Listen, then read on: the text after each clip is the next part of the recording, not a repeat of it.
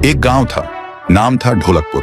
बड़ा ही शांत और सुंदर गांव था। लोग हमेशा खुशी से झूमते थे क्योंकि उस गांव में रहता था महाराज रायस्टार, जो अपने गांव के लिए एक शेर था जो कभी अपने लोगों के साथ गलत होने नहीं देता था। लेकिन उस गांव में छुपा था एक डरावना राज, एक राज जो सबके दिल में था पर जुबान पे नहीं।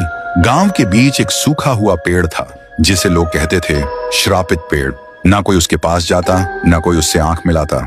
हर पूर्णिमा के अगले दिन उस पेड़ के नीचे एक लाश मिलती थी। लोग कहते रात में कोई आता है और लाश छोड़ जाता है, लेकिन कभी किसी ने कुछ देखा नहीं और देखता भी कैसे। जो देखता वो अगले दिन पेड़ के नीचे होता था। एक दिन रायस्टार ने ठान लिया, बस अब और नहीं, इस राज का अंत मैं ही करूंगा, क्योंकि ढोलकपुर का नाम मिट्टी में मिल रहा था।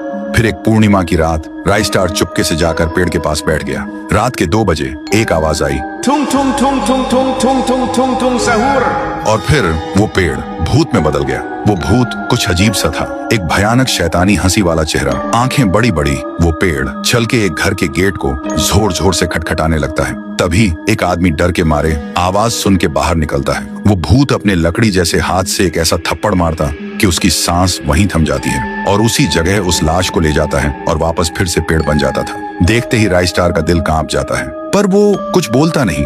सुबह लोग भीड़ में जमा हुए और रायस्टार ने पहली बार उस पेड़ से बात करने की कोशिश की। पेड़ के अंदर से एक आवाज निकली, क्या तुम सब भूल गए मुझे? रायस्टार बोलता है, तू कौन है? पेड़ बोलता है, मैं हूँ ठुन ठुन ठुन साहुर। एक वक्त था जब मैं भी इस गांव का एक प्यारा सा बच्चा था, लेकिन 100 साल पहले मुझे इसी पेड़ से रस्सी बांधकर उल्टा लटका दिया गया गांव वालों की आंखों के सामने, और मेरी मौत को तमाशा बना दिया गया सिर्फ इसलिए क्योंकि मैंने एक राज देख लिया था जो लोग छुपाना चाहते थे। और उसी पल से मेरी रूह इस पेड़ से जुड़ गई। उस दिन से मैं इंसान नहीं, एक सज्जा बन गया और हर पूर्णिमा में एक राजदार को चुनता हूँ और फिर उसे उसकी खामोशी का हिसाब देता हूँ।